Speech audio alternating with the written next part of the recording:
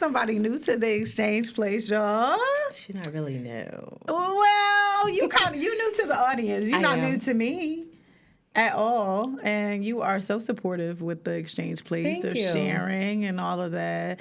And I just thought you'd be a great ad on here. So I just want to welcome y'all, Tia Hunter, to the show. Thank you. Now I always gotta tell how I came to know you a little bit. How? I actually met you through Amber. Yes. Yeah. Amber, shout out to Amber, the Juice Girl Dixon. Yes. Y'all know, everybody knows who she is, right? She's always on the show. But we met, and I just loved you from the door, if I'm honest. Oh, thank you. And I'm going to tell you why. You'll always know that I loved you from the door. You ordered something for me. Because I came to your house? You came to my house. Yes. You knew that. Because people who come to your house, that mean you only like them. Yeah. And you let them come to where you live. That says a lot. See, I don't play my house thing. Okay. So for Amber's like, wait, Tia came to pick up something from your house? I was like, yeah, I like her. I trust her. I don't know about, you know what I'm saying? I was like, I don't know what it is about her, but I love her. So I thought it would be nice for you to come once to the show. We actually have a lot in common. Mm-hmm. You are a woman of God. Yes, holy. Yes, you are. You are entrepreneur. Yes, cereal. Child, y'all. She got so many businesses. A lot. I start to lose count. Can you just tell the audience a little bit about what you do? I have a business called Future Images, which I connect young talent to entertainment opportunities.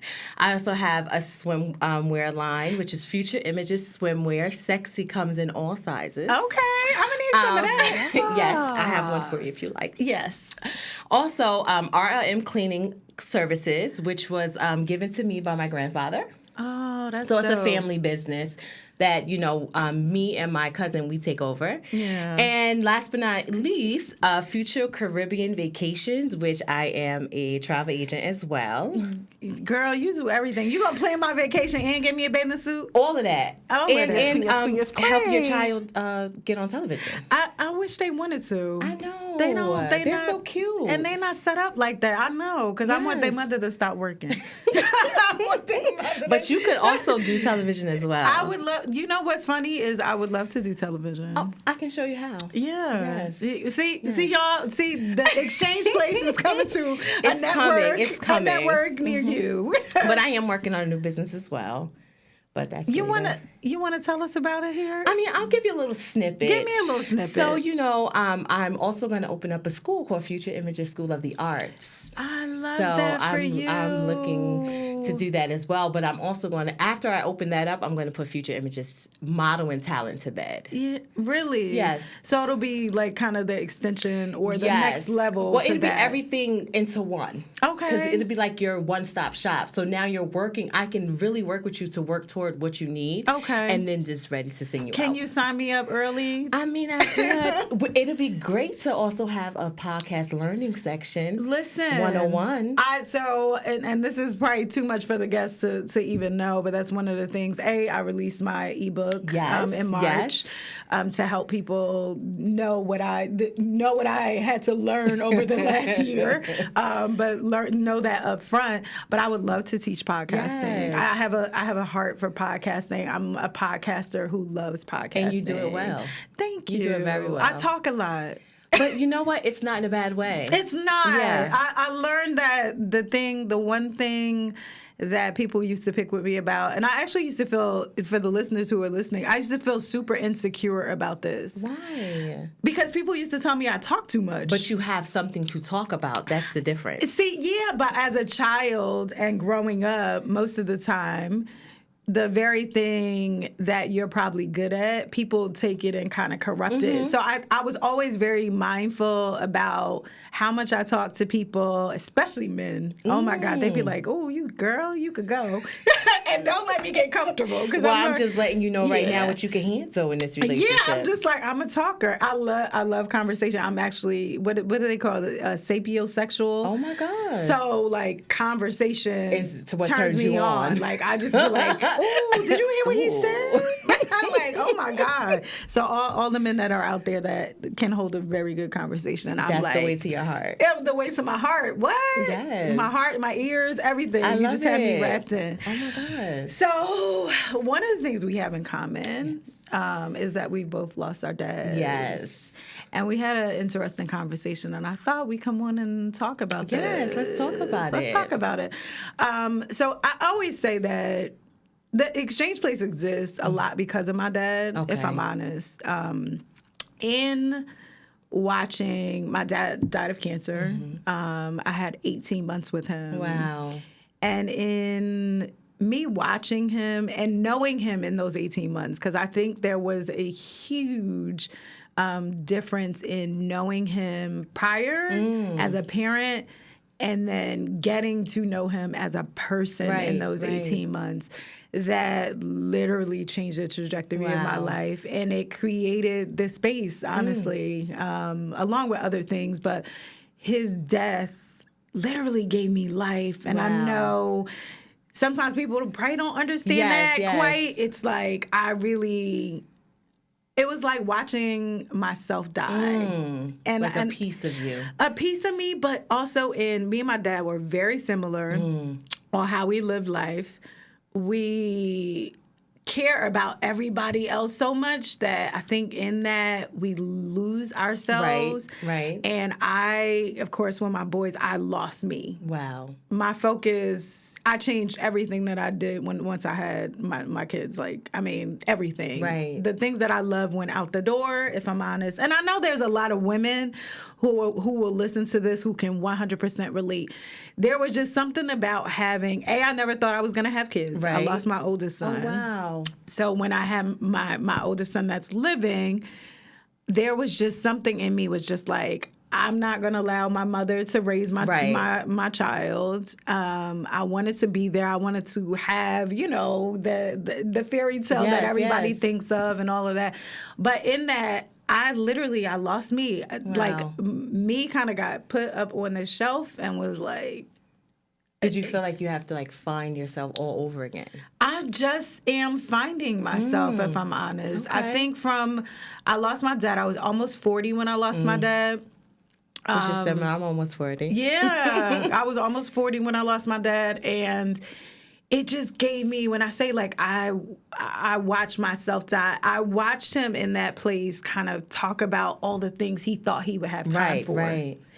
And time, I always say this, time looks very different when you know you don't have much of it left. Right? So, like, all the things that he dreamed of, like, I'm going to be able to go fishing. And it was not minimal things, but things that were important to him, right? All those things he never got to do because then he was sick. And it somewhere in there, it turned on his light. And it was like, you know what? You are living your life solely for your children, right? And though I would not take back some of those things that I gave him, I was like, dang, there's so much stuff I want to do that I've kind of put off with this kind of thought process of that I would get the chance and opportunity. Right.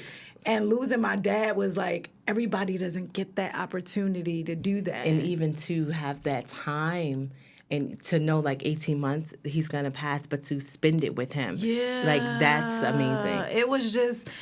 It was the worst time, yet the best time, if that makes sense. Yeah. And it birthed something in me that people get to listen to weekly. Yeah. And that I love so much that it's changed even where I am career-wise, right? It's made me, like, look at, stuff I was chasing money a lot of my life to be able to provide. Right, and again, the focus was, like most people, right?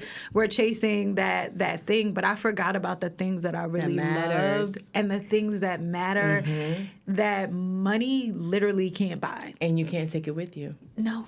And it's not for you to take with you. That's the thing. Like, that's a great thing about, and I want you to speak to that too, was like creating stuff that I know the exchange, there'll be one day that I'm no longer here, but it's something that I left, like I feel like I really want to die empty. Yes. And leave something that will always be able to speak to people. Yes. And every week when I leave here, I have that feeling like, Because you are speaking to people. Yeah, that I'm like, I'm doing something for somebody that I may never meet, never see. And it's impactful. Yeah, that's keeping them going. So where impact and influence, like, it topped income. Okay. You know what I mean? Okay. Like, of course I want to make money. Everybody, we need money to live. Yeah. Right? But, like, in a place where I'm just like, dang, I just want to be able to really say that I had impact in this world and change. And feeding people's soul is very impactful. Because words are important. And words speak life into people. I know. Yes. And you do that so well. Oh, thank you. And you do it amazingly. So let's talk about you. I guess in your experience of losing your dad and where that's left you. Yes. Well, in my experience, mine was totally different from yours. Mine was sudden. You know, my dad died from a massive heart attack. So, you know, he literally was here one day and gone the next. Wow. And, you know, it has not even been a year since he's been, you know, gone. In August it'll be a year. But I went through like a short stage of depression. I still have triggers. I'm still emotional. But I'm working through it. But what it did for me was it helped me to live for today.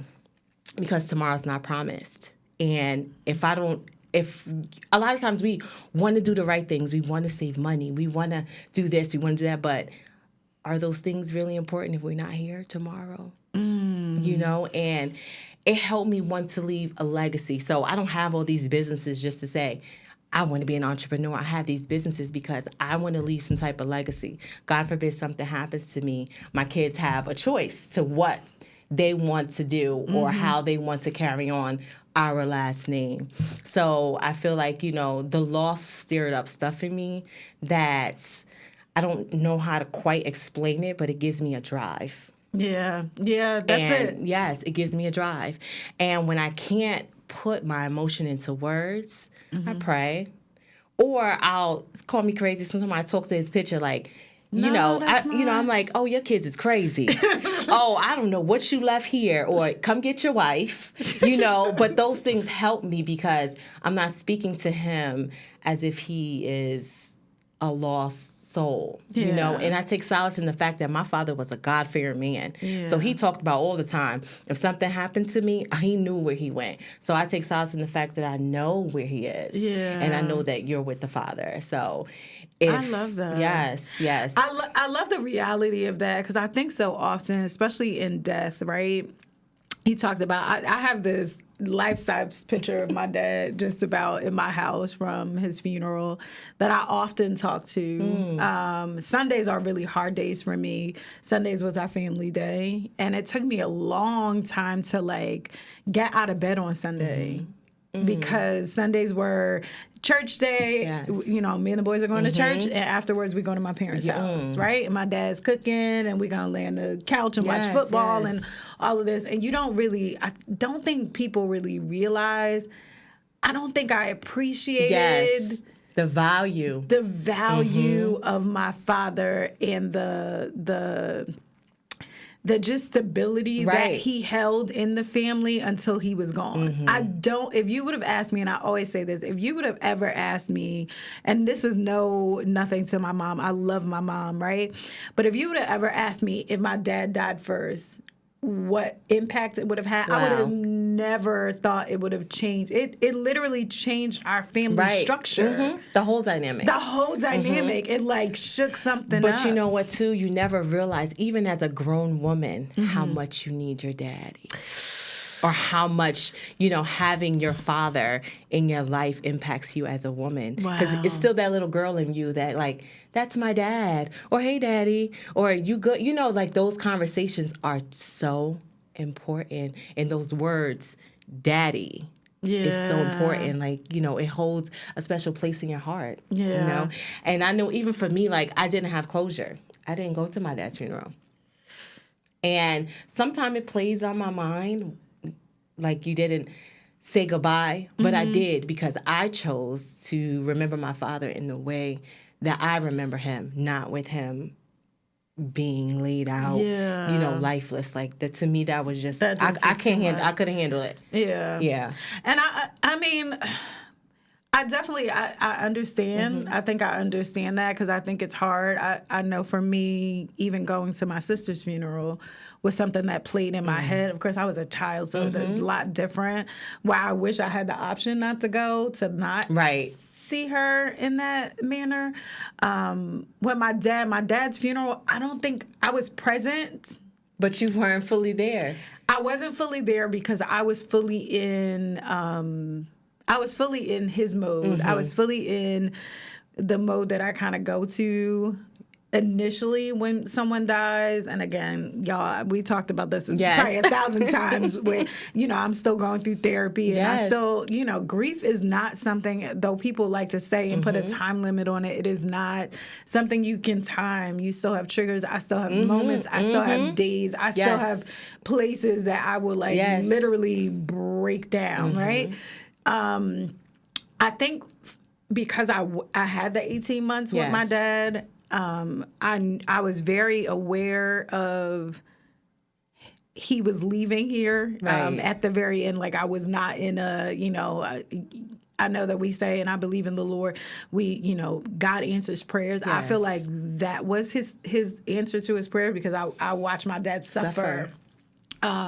So that for me was an answer to my prayer of just like I wanted him to have peace and I wanted to see him in a better place. So I think before the funeral or even I was like planning the funeral, writing obituaries, I was so in a go mindset that I wasn't really...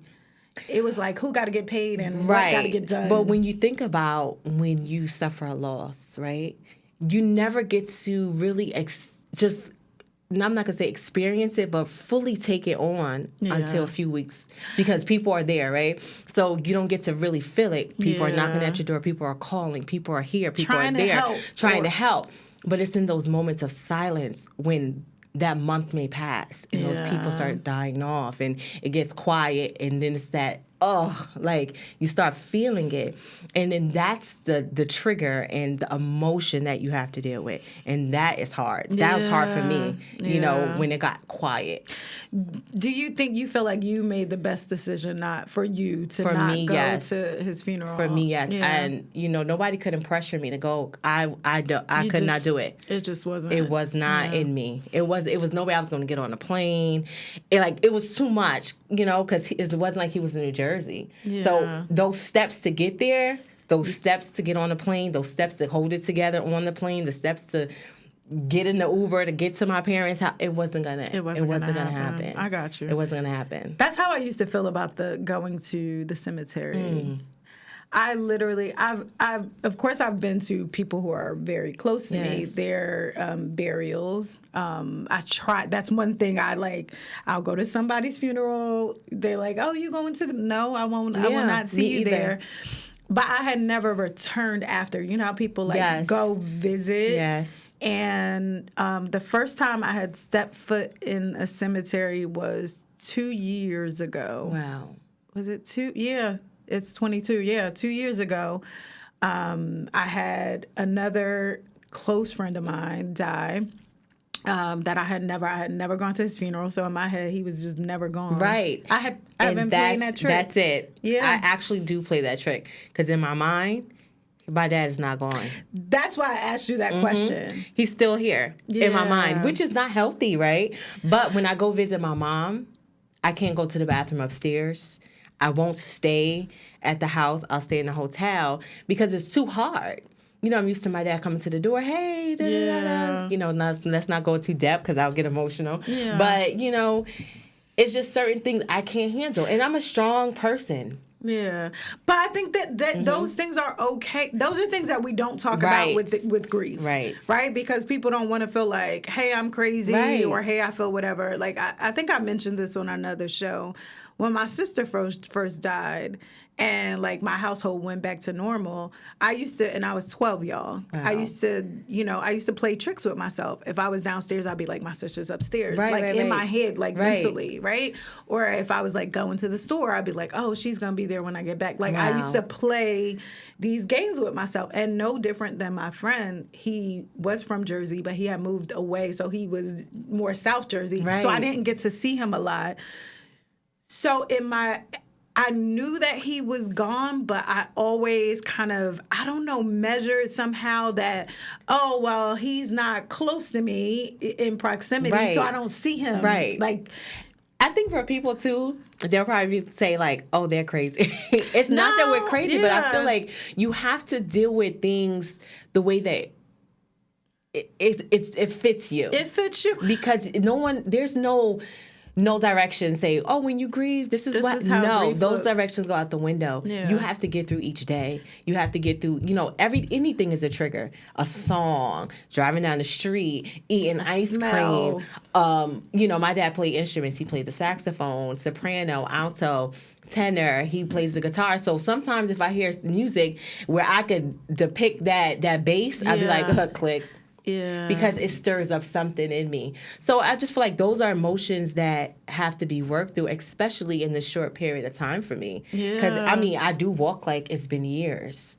But it hasn't. I don't think people will think we're crazy. I would say more people who have lost people could if relate. they're honest about it. And I think again the exchange kind of gives you the space to say what you probably would not say. Right. But I think more people feel like that than they say because they don't want to appear crazy. Right. For me, it took me 14 years for me to face that my friend who I was close to was gone. And it was out of the blue. It wasn't something I was looking to face. I was having a conversation with a friend of mine about him.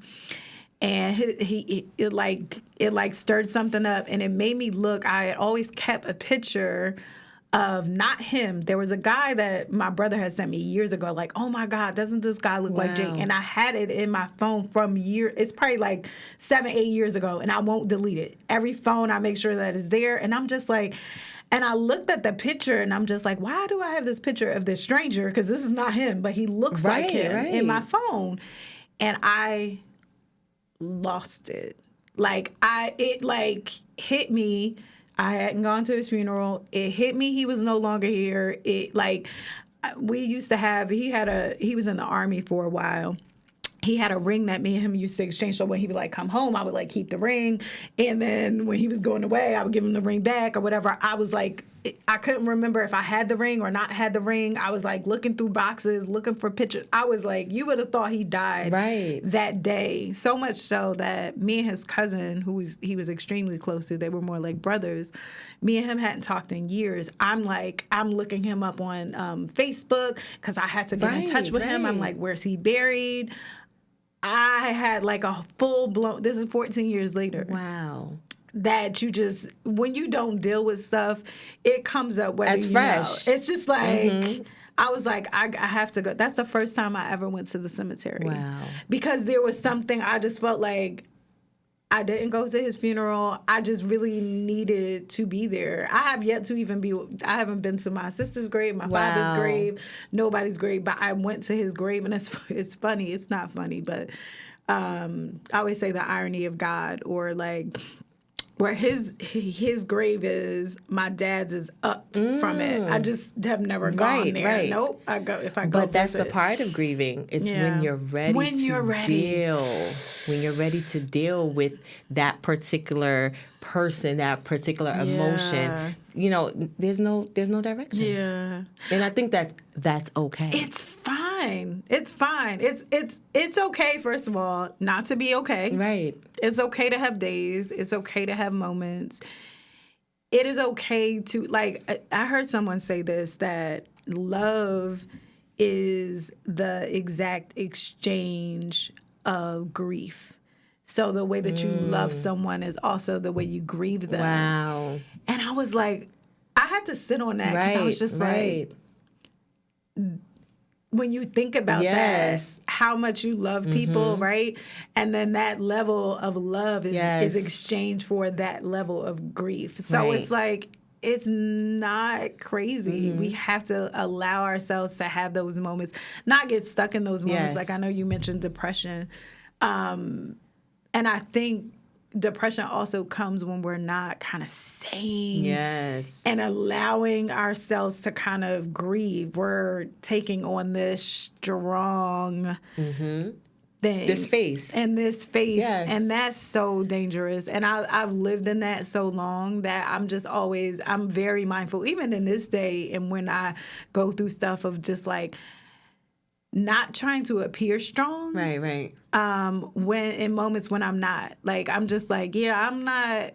Like, you'd be like, how was last week? It wasn't good. You asked me, I was like, yeah, it wasn't good. It wasn't good, Which is good. honest, though. It wasn't good, yeah. Where normally I would have been like, no, I'm good. But you have to be honest with yourself. Yeah. Because if you're not honest, it's a facade. Yeah. And then that's more work you have to deal with. Yeah. Like, who wants more work? I don't. Emotionally. Look, I don't. This exchange is part of my therapy. No, and it's great therapy. It's important, but it's important to exchange because sometimes that's how you can connect. Yeah. Like, I'm connecting with you, but I'm also connecting on another level because even as we're sitting here, like we're talking, but I could tell we're fighting back some tears. Oh, yeah. And it's hard. It's hard. It's hard, but that's okay. Yeah. I know that I especially around this time, in hard times, I think I miss my dad more because you said something earlier. Like, I don't think there is an age limit on needing your dad. Yes. And wanting your dad. And for me, my dad was my parent. And people always like, what does that mean? We all got our... Because you got a go-to parent. You got a go-to parent. You call it favorites. You call it whatever. But people you connect closer with certain parents. Maybe in different seasons of your life or just in general. It's true. My dad understood me in a different way. Right. I'll say that. Like, again, we were very similar, so I'm sure that there was stuff that he saw in me. And he saw himself. That he saw in himself and just could relate to. But I also felt like my dad always gave me space to kind of not be strong. So... And even when I think I thought I was being strong, he still gave me room to like know that he had it, like, and he would take care of it. And with losing him, I don't have that person necessarily to do that in a male role. Right. Okay. Do you know what I'm saying? Like, I don't. My brother, who's here, love him to death, but he's very much like, girl, you got it. You're strong. You tough. You know what I mean? And that's great kind of cheerleader stuff, but it's not always it's on a deeper level. Yeah, because even strong people, again, check on your strong friends. I'm starting to despise the word strong. Yes. Because I know what it's done to me. Yes. It does a lot to your mental because it makes you feel like you can't have an emotion. Life goes on. You got to get it together. You got to get it together for your kids, for your husband, for your boy, whatever it is. For everybody. But no, you can't. You have to work it out for yourself. Yeah. Because if I'm strong, I'm good, you're going to have a nervous breakdown at any moment. I done had one. I think I had a couple, but I wasn't. And you can. I'm just being honest. I'm serious. But it's okay. It's a lot of weight to carry to handle. When you don't deal with your emotion, you kind of project that on other people, and that's not cool. Talk about that. It's not. It's not cool because if you have so much stuff build up, you're carrying this facade, you're carrying this face. You know, it's just like I'm putting my issues on you because I'm going off for no reason. I'm nasty. I got an attitude, but I need to work on myself. Yeah. I need to get it together. It has nothing to do with you, but I'm projecting that on you. Yeah. And that's not cool. So I don't like that. Yeah. It's exhausting. I don't like that excuse, sorry to cut you off, but we know people say, I'm sorry, this is just the way I am. Oh, God. No, get your life. Tell them again. Get your life. That's not the way you are. Deal with your stuff and then come back. I think people don't deal with their stuff because it's hard. And I know that's probably like the simple thing to say, but like it's really hard to deal with you stuff. It is so much easier to fix somebody else. It is so much easier to tell somebody else what to do. It is hard. One of the hardest things that I've ever done in life, and I will always say that, is like look me in the face. And it is not something that I've only done once. I continue to do. The more I grow, I'm like, you know what? This ain't everybody else's fault. This your fault. This your pattern. This is what you do. You know what I'm saying? You have to fix. There's something in you that you have to fix. That's how I talk to me. I just be like, you got to get it together. But if everyone talks to themselves like that, we'll have a better world. We'll have a better world. We would. Because they'll be able to check themselves. Because we have to be able to check ourselves and say, girl, that you was wrong. Yeah. Girl, that ain't right. Girl, go apologize. Yeah. Oh, girl, go. Come back. Tomorrow's a new day. Try again. Talk to your friend. My thing. I'm like, talk try to again your sister. Tomorrow. Yeah. Try again tomorrow. Yeah, try again. I'm going to do better tomorrow. But don't carry and linger on that heaviness when it's not anyone else's issues but yours. Deal with your grief. And grief, that's the thing. Like, grief is losing people, but it's also losing things that people grieve. And I don't know that often we talk too much about that. But even the job you thought you wanted or was going to be the job of your life, people grieve. Or you know what I mean? The relationship that you thought was going to be that picture perfect. You know, we go into the church and going to get married. True. It didn't happen. And it don't work out. But I think that's dependency. Yeah. I don't know what that is. Yeah. I don't have any, thank God, I definitely don't have any regret in those areas of like anything. When I look back, I'd be like, thank you. Thank you, God. And not, again, this is not a stab at anybody that I've ever dated. Right. Because I do think that we learn or should be learning something from every relationship. Yes. But there's some relationships that I wanted. Child. Wow. I know God was up there like, fool, is you crazy? I mean, even, when I was younger, it's so funny because recently a friend of mine called me about somebody I dated. I mean, like, long time ago. I probably was like 18, 19 years old.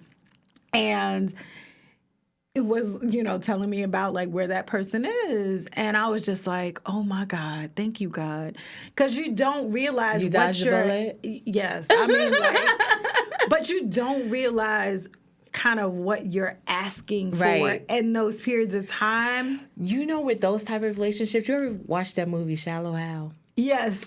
So it's like you have your Shallow Hal blinders on until they're taken off and you just like, what in the world? Child, Lord deliver me. I was a shallow. Ooh, I was bad. I was bad. I was a very visual person back then, or just what I thought something should look like. Not just what a man looked like, but just overall, like the picture of what things would look like. I was shallow. Well, thank God for life, because every part of life is an experience. It beat me up, but it taught me good. That's the worst, the beat up part. It gave me the beat down, but it taught me so many good lessons that going forward, of even how to select even friends. Yes. Even friends, like down to like people like you very particular about. I absolutely am particular about me, and you should be particular about you. The Bible said, guard your heart. Yes. Okay. Yes. Guard your heart about people you let in. Yes. Yes. And people don't. I don't think people think about that a lot. But y'all make sure y'all think about it as y'all listen. Yes. So have you gone through therapy? Yes, I have gone through therapy, still in therapy. Okay. Yes. So therapy is that's an ongoing thing. Would you suggest therapy for people? Yes, therapy and God. Therapy and you God. Need both. You need both. You need both. Yeah. It's important. It's important to have a person who knows nothing about you, where you can just kind of like speak, talk. They're a blank slate, and you don't need opinion from your friends, from people you love. You just need to get what you need out. And then maybe someone can just guide you to how you should be seeing things, or how to work through those things, or give you the tools. So I just take the tools and try to work it the best. I'm not perfect. I still have triggers. I'm still hurting. I still go off, but I know how to manage those triggers. I can't see you going off. We always talk about you going off. Y'all can see a Tia going on? Yes, whoever listens to this podcast and you know her, you'll be like, oh, TT from the P. TT from the P. That is so funny. Yes. It's so funny when you share that with me that you have a temper, because I have probably the worst temper to man. And I'm not proud of it. Right. Because I have seen when I'm in that place how people look at me, like, where they're afraid of me. Or how ugly it can get. But that's ugly. When you have to really start digging baback into yourself and be like, what made me go that far? Like, what is it about myself or this person that takes me there? Yeah. Because it's not really something that you want to gloat in. Like, yeah, girl, I get mad because when you start growing up and be a certain age, it's not cute. It's not cute. I don't think it was ever cute. I know a lot of my anger came from the little girl who could not express even her grief. Right. And just like, so when I got angry, it was like from 0 to 100 real quick, because it was all of the emotions that I had pressed down for so much. And it eventually was going to come out as anger. Wow. And it looked more like rage. It definitely 100%. As my kids listen to this, my son called me. I was talking about this. He was like, Ma, yes, you, whoo. Because, he's older, so he remembers how bad it could get. How bad it could get. And my son does that to me sometime, and I don't like it. Yeah. Because he'd be like, because you just go off for no reason. You see, like, don't do that to me. Because I'm not the same young mom, when we started. I could talk to you any kind of way. Listen. But it's growth. I think what you said is growth. It is growth. It's getting to that point. And I too think, I know for me, it used to be like a badge of honor at a point, because I was from a certain type of place that when you pop off, it was a good thing. It was good. Yeah. So people felt protected and whatever, but then when the people that you love feel afraid of you. Or have to tap you on the shoulder and say, girl. Oh, you can't touch me. No, you couldn't touch me. No, that's what I'm saying. But when you're calm, though. Like, hey, girl. But no, don't touch nobody when they're angry. They be like, you going to tell us something? I ain't going to say nothing. But then too, those are the people that we do need in our lives to tell us when things are out of control. I still have. I can remember. There's one incident that I had that I was like on 25 at least. I was like way up there, and somebody said to me like afterwards, like, what makes you get to that place? Like I was really like, I didn't really know who you were. And it hurt me. I was like, dang, like, how? I had to, look at myself, like, dang, how did I get there? And why am I so angry? Like, what is really the matter? Because what made me go off in that moment wasn't really what made me go off in that moment. Yes. Do you know what I mean? So have you ever dealt with grief on the level with your sister? Yes. So I've been in therapy for the last 4 years now, I think. And just working through that. But that was one of the key things, or one of the root causes of, me getting angry and feeling angry, along with other, things that kind of had happened in my life. But I had learned to deal with it. To just, look normal, be normal, keep going, keep producing, keep, doing well in career, keep doing whatever with kind of, feeling and emotion. I think I had more of a male personality type growing up. I get that too. Just more, I was as Amber was saying, I'm a tom girl, but I was a tomboy. I was really taught to suck it up and do well, and like, you know what I mean? You don't cry like That's that. Right. So I didn't, like, back then, if I cried, it meant run. Right. It didn't mean, like, it wasn't like how I tell y'all now, oh, I cry all the time. Right. And I almost feel like I cry so much now, it's like making up for the time that I didn't cry. I can relate. So I was just forced to, and if I was crying, it was behind closed doors. So I wasn't allowed to back then, or at least I didn't feel like I was allowed to kind of express emotion and be a girl, so to speak, or have that like level of emotion. And in that, it was just a lot. It was a lot. It was a lot. So I was like mad with the world. Yes. Literally. Like I can 100% say I was not a nice person when I was younger like that. I don't feel like I was a nice person. It was very hard to get to me, right? I had friends, not like that, but like me and back then, I hung out with my cousin most of the time. I was like the mean one. Right. You know what I'm saying? Like, who didn't trust people, didn't want nobody around, ready to fight, just mean. Right. I don't know. And I think it's hurtful when we get older. Yeah. Because some people don't forgive that.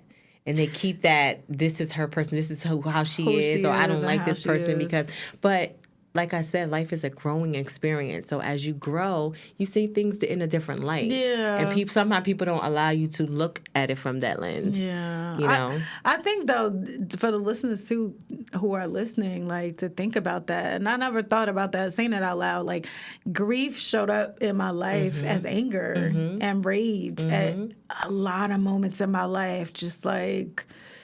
And I don't think I would have ever, at that period of time, ever even traced it back to that to say, why am I mad? But I think we live in a different age because back then, therapy, what? Child. Go get some help, what? No. What happens in this house stays in this house, what? That's so dangerous. But now it's like, life is go get therapy, go talk about it. Yeah. Maybe you shouldn't talk to this person. Like now it's okay. Back then it was taboo. Yeah. So I'm not going to say it wasn't your fault, but no. It wasn't something that was talked about. So it wasn't. And that's probably why I talk about everything too much in my house. My boys be like, "Oh Lord, Mom." But that's okay because as they have their own relationships, it's going to be better to communicate with their girlfriends, with their wives. Because let's talk about this. Yeah, I know that my boys will be, they will be special, and it's not just because they're my children, but just like they will have a special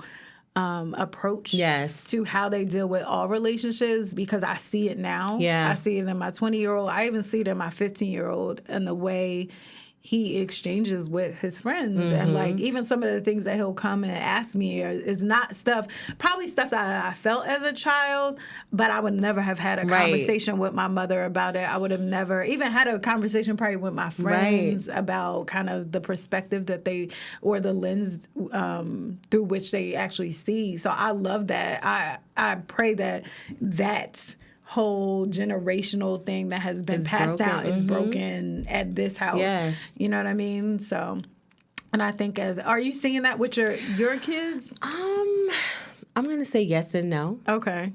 Some of my kids have my personality. Okay. Strong. So sometimes I have to check them because they're impulsive. Like, I'm mad, so I'm going to punch you in your face. Yeah. Like, you can't do that. That's not okay. Use your words. And I have all boys. I have 3 boys. Oh, so that's even, it's always a WWE wrestling match. And we do allow them to punch each other, fight. We have, like, mats, gloves, bags, or whatever. That's good, though. Yeah, because it's important. Like, okay, fight, get it out, but get over it. And that's okay, too. So. Yeah. So my younger son is more... He has my temper as a boy. And, but you know what?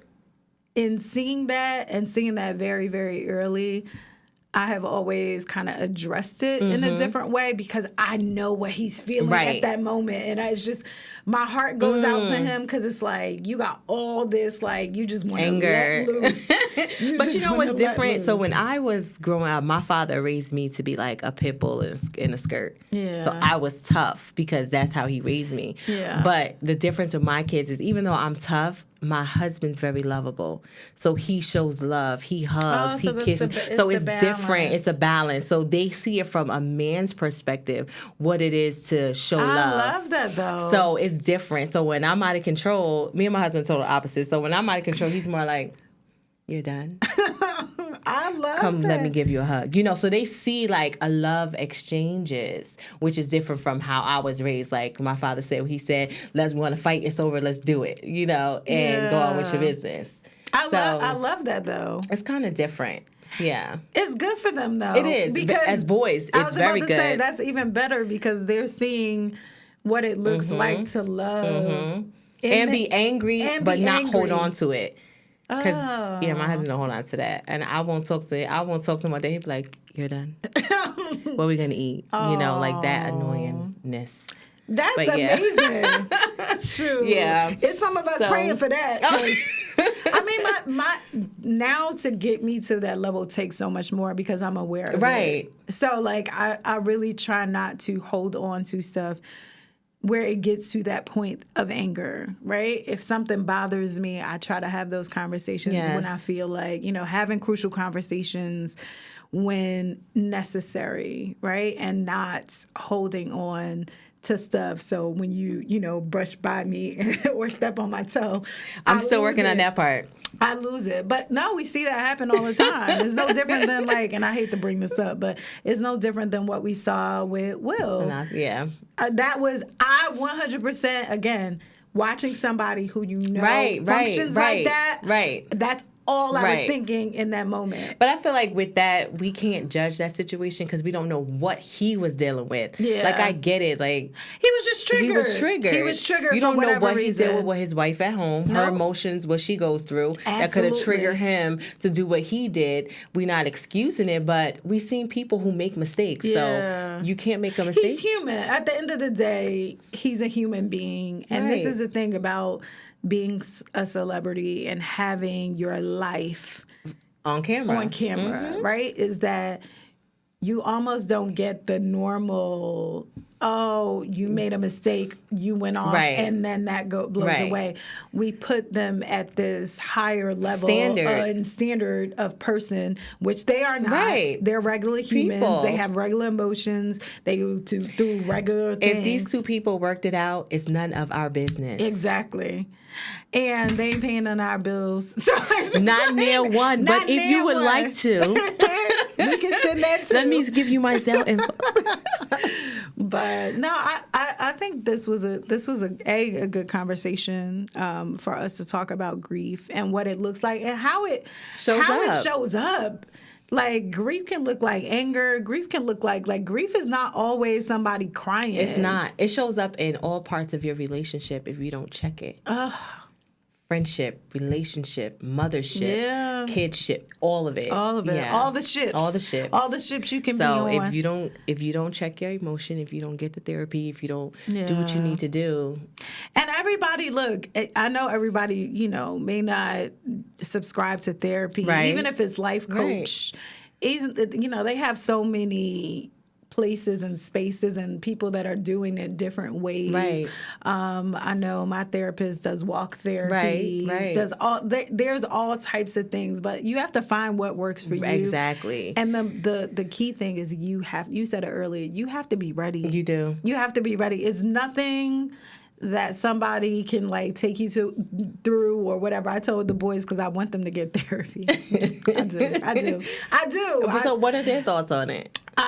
So my older son he wrestles back and forth with it. He's like, in moments, he's like, Mom, I really think I do need therapy. And he has moments that he thinks he needs therapy, and then other places he's like, what are they really going to tell me? I was like, it's not really about that. It's not that they are going to come with this golden script and tell you what to do. It's perspective. Right. Because my oldest son, he don't think he needs therapy because he thinks I'm his therapist. That's true. He thinks I'm his therapist, right? So I'm like, I'm not your therapist because I too, like you said, therapy is more about going to somebody who has no idea of whatever. I have an opinion on certain things. Yes. I have, you know what I'm saying? I've experienced parts of that, so I have an opinion. I can't sit there and be like, And it doesn't always look like what we watch on television. It's like not you're like laying that. on the couch and you're like, well, today I went for a walk. Oh, yeah. Like, it's not that at all. Like, there are certain questions that are asked you that triggers you to have the conversation, and therapy is what you put into it. So if you don't go in there with an open mind and ready to release, then you're wasting your time. Yeah. But then you have to sit back and say, well, what type of therapy will work for me? Because if what you're doing right now isn't working, then you need to figure out what will work. Yeah. My younger son, he ain't for it. He like... No. My oldest son is actually, yes, he'd be like, I want to go. Yeah. I want them to... I think it's healthy. Again, I think for them...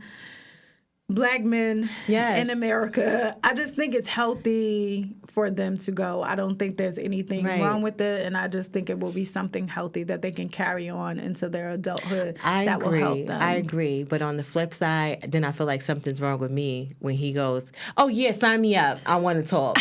You know, like, so I'm like, well, what happened in your life? Yeah, you know, but that's not for me, because maybe it's not.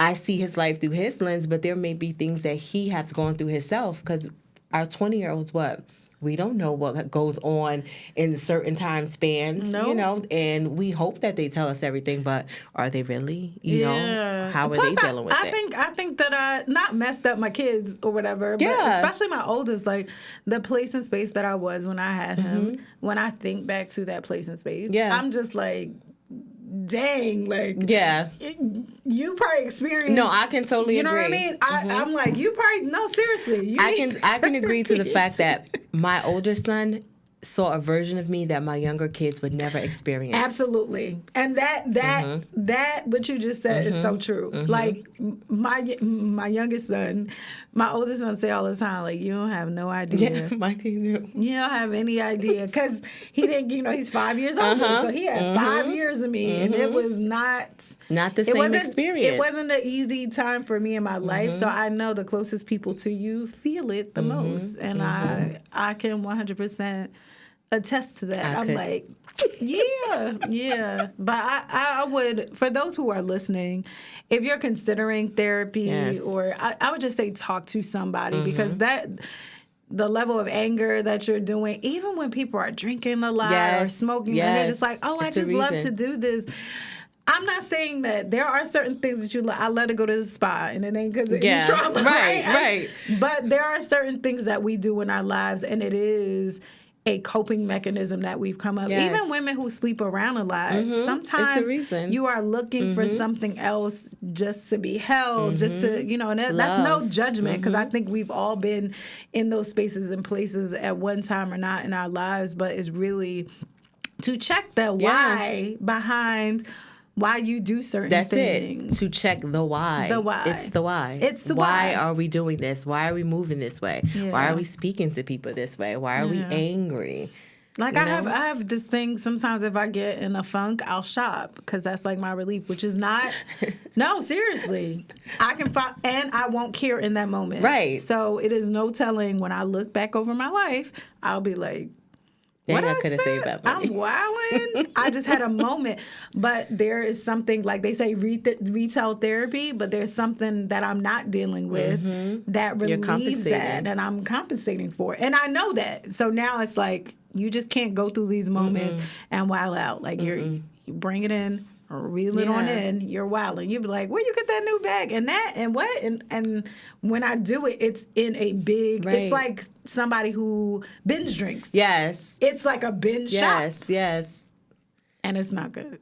Well, therapy is freeing. Yeah. It's awareness, and it helps you move forward in a healthier way. And to free yourself and forgive yourself for things that you wouldn't normally forgive yourself for. I'm always forgiving me. I do all the time. I be like, girl, it ain't your fault. It ain't your fault. So what words of wisdom would you leave the listeners with? I will leave the listeners with grieve how you grieve. Go to therapy. Figure it out for yourself. And if you're not going to do it for anybody, do it for you.